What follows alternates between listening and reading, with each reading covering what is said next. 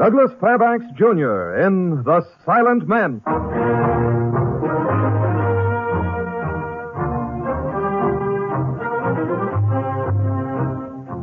The National Broadcasting Company proudly presents Douglas Fairbanks' production of The Silent Men.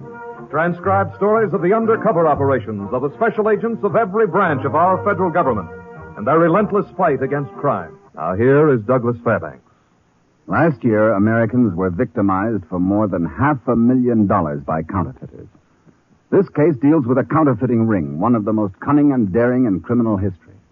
In it, I play the role of Special Agent Sam Courtney, the file case of the Green Sedan, in which only the names and places are fictional.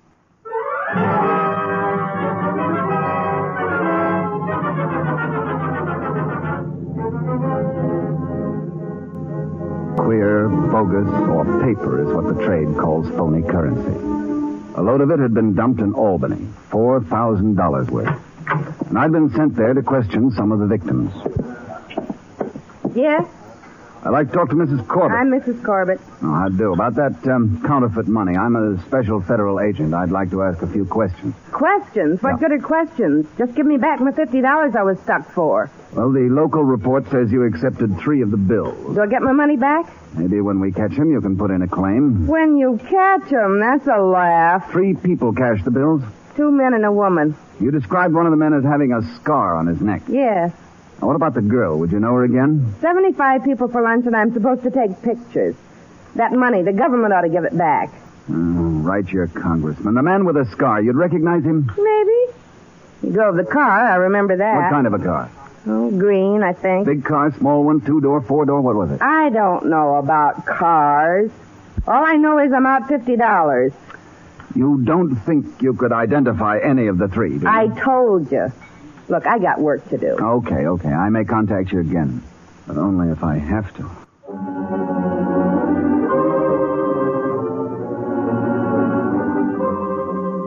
I spent another 2 days in Albany gathering information. Then I checked into my divisional chief in New York City.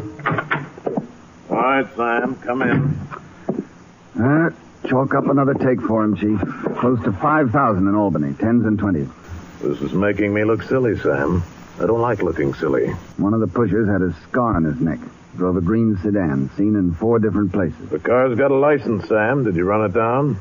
4 people saw the car, but not one of them remembers seeing the license plate. I might have known it. Only one thing they have in common, Chief. It's a green sedan, a light green sedan. Oh, great, Sam. Wonderful. They're turning out stuff good enough to get by the average banker. They keep hopping from city to city. We're in a rut, Sam. You and me both. Thanks. We're forgetting the most important thing. Not the crime itself, but the people behind it. Okay. So we know one of them has a scar on his neck, anyway. And one of them's a woman, a good-looking girl, about 25, about 5'3" or 4. Yeah, about. Sam, go out and find me a man with a big, ugly scar on his neck. Guy that drives a green sedan. Must be quite a few around town. Then run them down. One of them belongs to us. Medium, heavy build, scar on left side. All right, Sam, beat it. You got work to do. That is the understatement of the week.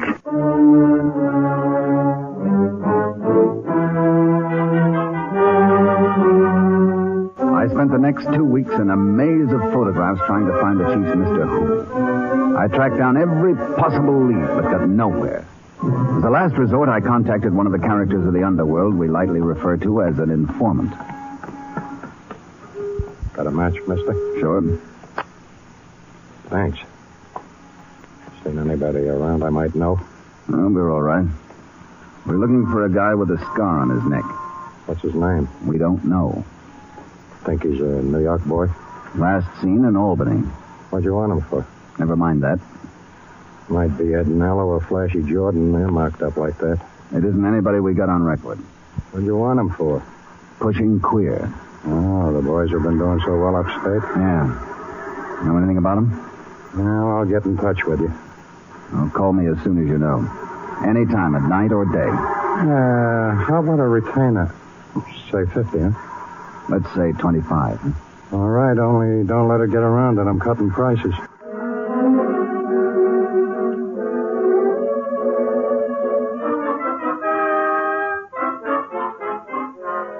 Maybe I was getting stale. A week went by and I was no nearer to anything. In the meantime, Washington sent down a half a dozen men to help out. We set up an elaborate protective system throughout the state. It wasn't functioning in time. They struck again before we were ready. Buffalo. They got buffalo. $6,000 phony dollars reported in already. They've got a smart setup, Chief. Well, ours is smarter. I want those men, The Sam. green car show up? No. Neither did the man with the scar. Our big lead, and he doesn't show up. Well, he's around someplace.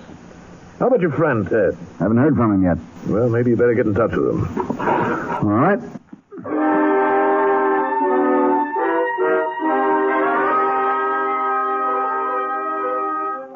I tried through the usual channels to contact Ted Manning, my source of information on matters pertaining to fringe society. But he didn't call me back. I went looking for him. It took 2 days, but I finally located him sitting at the bar in the Green Light Cafe. I sat down beside him. For crying out loud, what'd you come here for?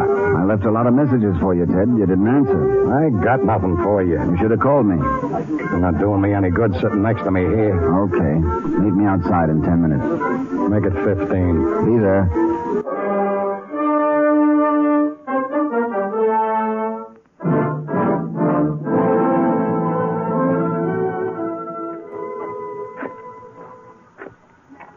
Well, here's a good spot to sit down. I never even knew there was a park around here. You gotta look for these things. That guy with the scar. I checked all around town. 90% of my job is knowing when people are lying, Ted. Look, Mr. Courtney, you think I'd lie to a federal man? Who is he, Ted? Gus Manelli. Manelli. Name's familiar. Got out of Sing Sing about 7 months ago, armed robbery. Oh, I got him now, yeah. But as I recall, none of his pictures show a scar. He got caught up in a fight when he got out.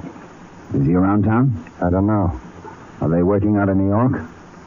It's like that kid in the beanstalk, Mr. Courtney. You start following it up, then you got an idea where it takes you, and you're back down in a hurry. And that's the way it was with this thing, eh? What I don't know, I can't talk about. Get it? All right. Just one thing. What's Manelli's part in the setup? Flunky. Errand boy. Where does he hang out when he's in town? So long, Mr. Courtney. This park air ain't good for me.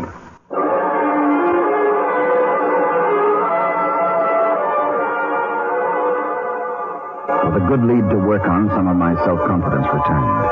I got a batch of Manelli's police photographs and had one of the art boys paint in a scar on the left side of his neck. I took him down to Albany. 2 of the 4 people who had seen him were positive in their identification.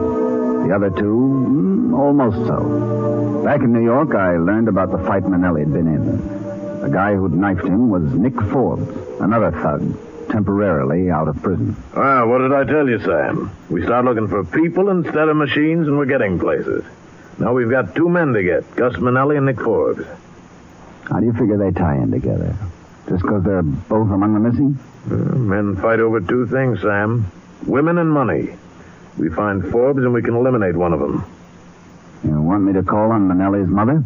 Yes. And Sam, I'm putting another man on this with you. Yeah? A younger man. Someone who isn't in a rut, you mean, huh? Just came in from Washington this morning. Nice kid, you'll like him. But Who said any buts? a certain curl in your left eyebrow said it. Well, he's 22 years old and kind of excited about the whole thing, you know. A novice. Oh, no. Oh, he topped the class in theory. Valedictorian, class of 51, eh? Well, he's apt to be a little over-anxious about his first assignment. You might have to kind of hold him down a little. Where is he? He's out in the hall waiting for you.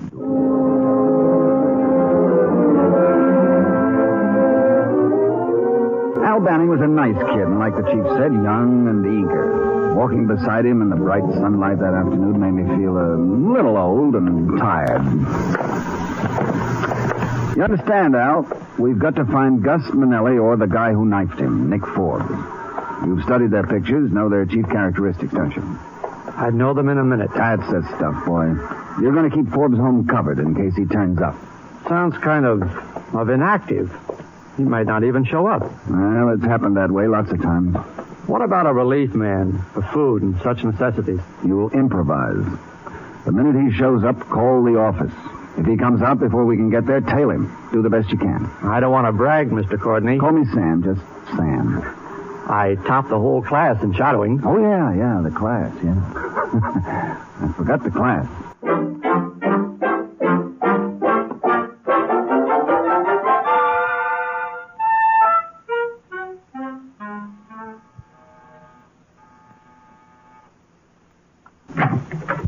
What do you want?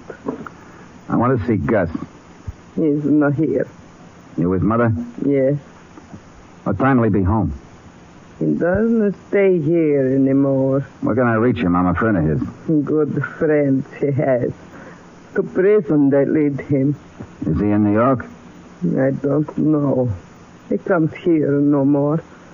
Now that he has a wife, he needs no one else. Gus married. I never heard that. And you friend of his? 4 months they have been man and wife. And I have not yet met her. That is a son for you. What was the girl's name? Catherine MacDonald. It's ashamed to bring her to me. Maybe he's ashamed of her, Mrs. Manelli. Thank you. Good day to you.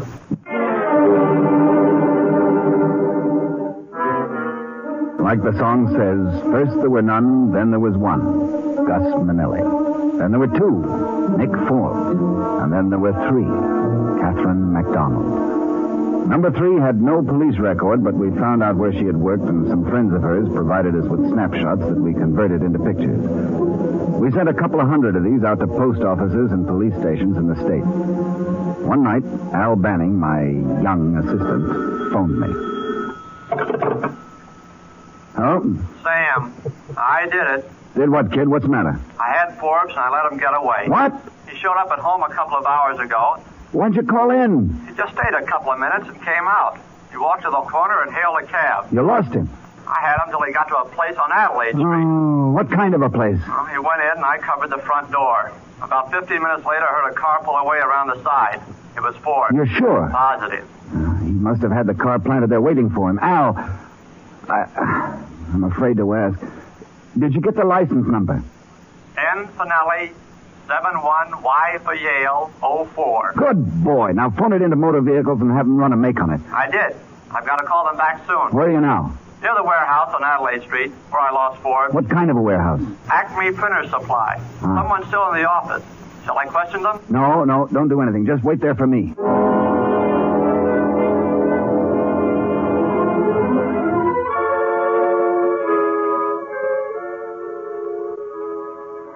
I didn't figure he'd leave around the side. No, you must have picked up some paper or ink. I was stupid. I should have known. Forget it, kid.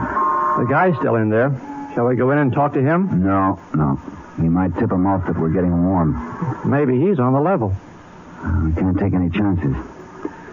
Tomorrow you go in and find out if they handle AAA Pearson bond paper. The brand they're printing the money on now. He didn't show at home. I checked. All right. We've got things to do. The owner of the car. They should have it by now. Come on, kid. The night's young. Only 11:45.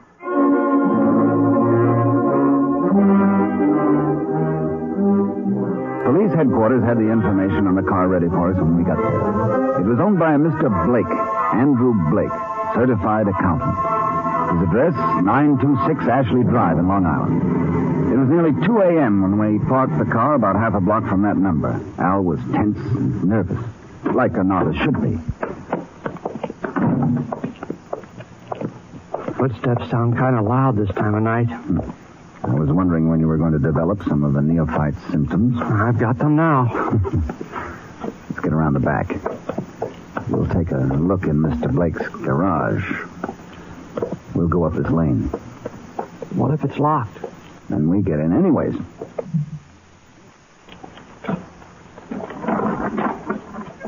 Place isn't locked. Put your light on. Here's the license number. N. Nellie 71 Y Yale 04. This the car? No. I don't get it. This car hasn't been out of this garage for 3 months. tires are flat. I tell you, that's the license number. I saw it. But this isn't the car, huh? No. Maybe the plates were taken off and put back. You see the rust on these screws? These plates have been where they are for a long, long time. I wrote it down right away. I tell you, it's the same number. Sure. Let's go.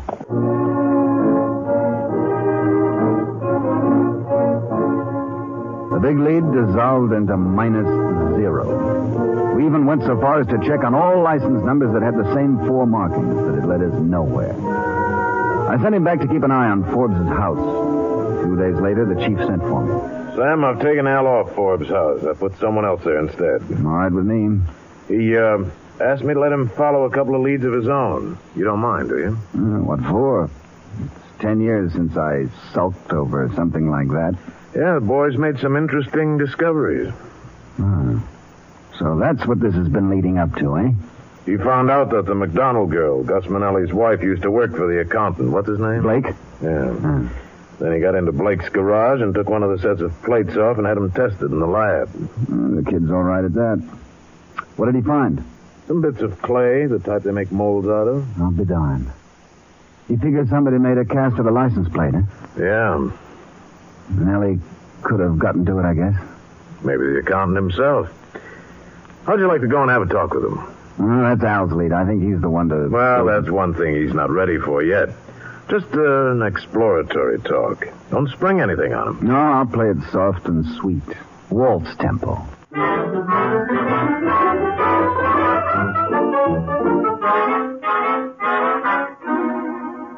Mr. Blake, CPA, faced me across his desk. He was a thin, wiry, nervous little man. The secretary said you were a federal agent. Yeah, that's right. Oh, what do you want to see me about? You had a Catherine McDonald working for you some time ago. Working? A light-headed, gum-chewing incompetent. Any ideas to her whereabouts? She would hardly have reason to keep in touch with me. I had to discharge her. Why? Incompetence, I told you before. You haven't seen her since? Who says I have? Nobody. I just asked. Well, I haven't. Was she ever at your home in Long Island? She may have been. See here, it seems that your questions are directed towards me, not her. Not at all. Well, I don't know where she is. What's she done? You haven't seen her since her discharge? Are you baiting me? If you have proof to the contrary, just say so. You're very jumpy, Mr. Blake. What about? Well, there's an inference in your tone I resent, and I'll say nothing further without benefit of counsel. That's very interesting. I will not be browbeaten into statements. If you persist, I'll phone my lawyer. Don't bother. It's enough to know that you feel the need of counsel. There you go, distorting, putting words in my mouth. Goodbye, Mr. Blake.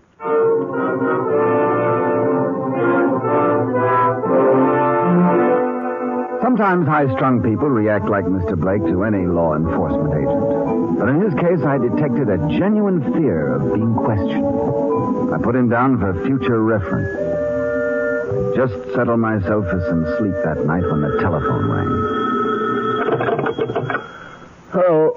This is Al. Oh, who else phones this time of night? Did the chief tell you about the Acme Paper Company handling AAA bond paper? Yeah, 3 days ago. You phoned to tell me this. Not exactly. What I really wanted to tell you was that I've just taken my date home. My pulse is racing madly for you. She's a swell looker. Okay, so you love her. Marry her and I'll present you with a waffle iron. Good night, Al. Maybe I don't make myself clear. This date of mine is someone extra special. I'm listening. She works for the Acme Paper Supply Company. Huh? Tonight she told me something you ought to know. Well, for crying out loud, let's have it. Forbes is due back any day now for some more paper. Good boy. Now, first thing tomorrow, find a spot from which you can see anyone who comes or goes out of that building. There's an empty restaurant across the street. Find out who owns it and we'll stake out there. I've already done that. Okay. You know, kid, I'm beginning to wonder. About what? You wouldn't be gunning for the chief's job, would you? I couldn't stand to be in an office all day.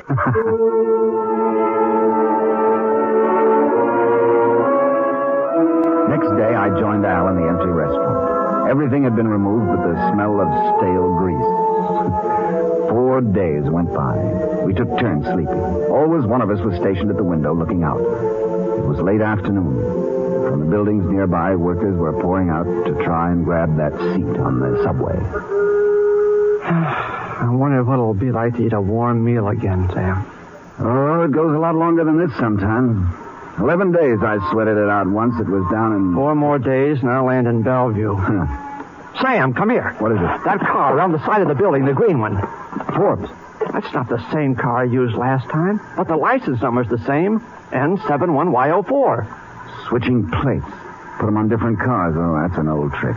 He's coming out the front door. Car's around the side, but he's coming out the front door. We'd better do something quick. He'll get away again. Hold it.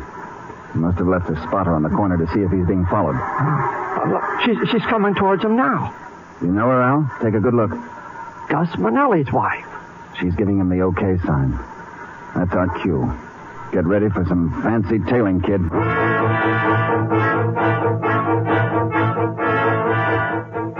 Forbes tried every known gimmick to test for a shadow. He ran signals, made unexpected left and right turns, stopped and started again suddenly. I kept up with his crazy maneuvers. I'd been at this sort of thing longer than he had. At last, he was satisfied that he was in the clear. He headed for Brooklyn. When he got there, he stopped in front of a little Italian restaurant. We pulled up half a block behind them. Forbes locked the car, and he and the girl went inside the cafe.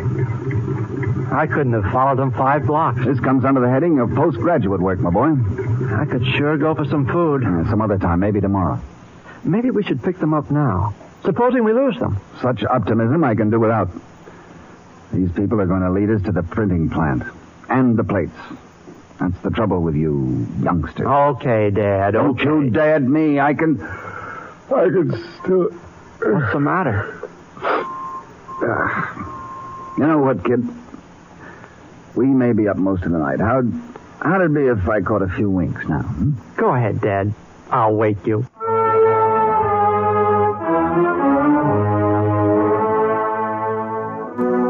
I had hardly settled back on the car seat when Al shook me awake. The green car was hitting the road again. They picked up another man in the restaurant, and he drove off with them. They parked the car in a garage on 46th Street. They got out and hailed a cab. Each of them was carrying a parcel wrapped in heavy brown shipping paper. Then the cab dropped them off at the big bus depot on 58th, and the girl went to the ticket window and bought 3 bus tickets. I saw them board the bus for Saratoga, and when she pulled out, we were right behind it. It was a long, grim ride. 5 hours worth. About 2 o'clock in the morning, the bus stopped in a little town called Rosedale. We did likewise. Who'd think the bus would stop in a spot like this? Huh? Sam, they're getting out. Yeah, I see. Now, I'll go after him on foot. Car's no good now. What'll I do? Wait here? Yeah. If I wave to you, pull up.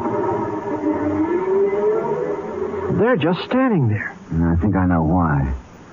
They're waiting for someone to pick them up. Then let's take them now. No, sit tight. They're no good to us now. There it is. You're just going to sit here and let them get away? I told you they're no good to us now. You got to find the plant. It's around here someplace. If you're letting them get away, I'm going to start up. Turn the ignition off. Sam! Turn it off! Come on. Where are we going? To the general store. Small towns generally have the post office in one of the general stores. Oh, here it is. Yes, but... Living quarters are in the back. Oh, the guy should have heard me by now. The light coming on in the corner window. Yeah. What do you want? Not serving anyone this time of night. Open up. United States federal agents. Agents? All right. This guy will be able to tell us where we can find them. Hope you're right. Federal agents? What do you want? Let us in. Give us some light here, will you? There been a holdup around here? You know most everybody who lives around here, don't you? Yeah, this time of the year I do. Summer season hasn't started yet. We're looking for a Gus Manelli. Manelli. No such name in this district. How about Forbes? Nick Forbes. Oh, that's another one I never heard. Look, maybe you'll recognize him by these pictures. The one with the scar here is Manelli. No, never seen him. That's Forbes. Him neither. Oh, this woman, I know her. That's Mrs. Tetley. Comes in often. Good. Yeah, she and her husband took over the old Barrett farm. Pretty badly run-down place it was. You sure this is her? No, pretty as the picture. Sure, I know her. Where is the Barrett place? Oh, it's way up on the hill. Tough spot to get to while it's dark, though. You have to know these parts. You know these parts? None better. All right, get some clothes on. You'll take us there.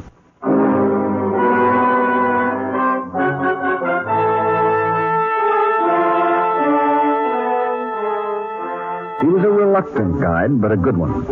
In half an hour, we were sneaking up a dirt road in the hill above the town. Near a clump of bushes, he told Al to stop the car. That's where Mrs. Tetley lives, down the hill through this brush. It's kind of chilly. Man, 2 hours before sunup, gets cold up here. Some steep drops around here. Better not move around before daylight. You better go back now. We'll pick up the car later. Anything you say, but it's a long walk back to town.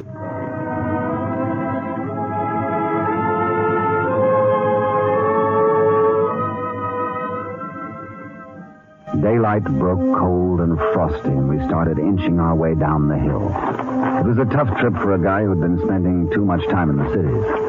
By 8 o'clock, we were close enough to get a good view of the farmhouse. I never knew a guy could be so cold and still be alive. Someone's coming out the front door now. I think it's Forbes. It is. Another couple behind him. Well, lots of company. There's our girl, Mrs. Manelli. This is it, Sam? I think so. It's a little exciting. My first, you know. Instead of a chill, you got a fever now, eh? Uh-huh. They're going into another building around the side. Let's work our way down. That'll bring us in pretty close. Oh, we'll be all right. They think they've got the world by the tail. They thought they perfected it. Yeah, they all do. Stop. We'd better. We're almost on top of them. Listen from that window. A printing press. Oh, brother, that's music to our weary agent's ears. John, here comes Mrs. Manelli with a tub. Ready to hang out her wash. Real domestic-like. Let's move in a bit.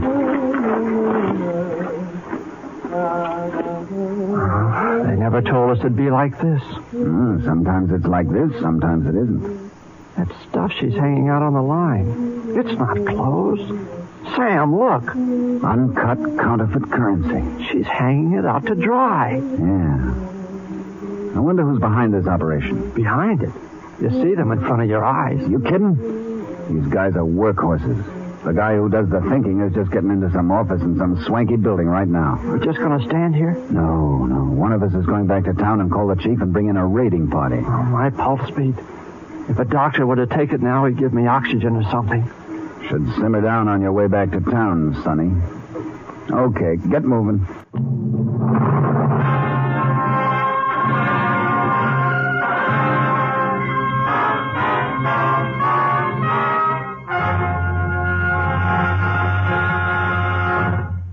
This is Douglas Fairbanks again. The smashing of the counterfeit ring in the case of the Green Sedan closes another chapter in the distinguished chronicle of our silent men, the special agents of all branches of our federal government, who daily risk their lives to protect the lives of all of us. The Silent Men is produced and directed by Warren Lewis.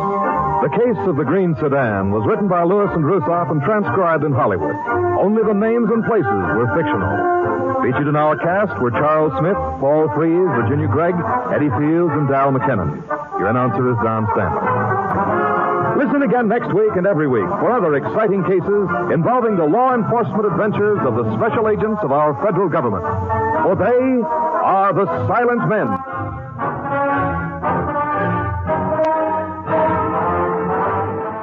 On NBC.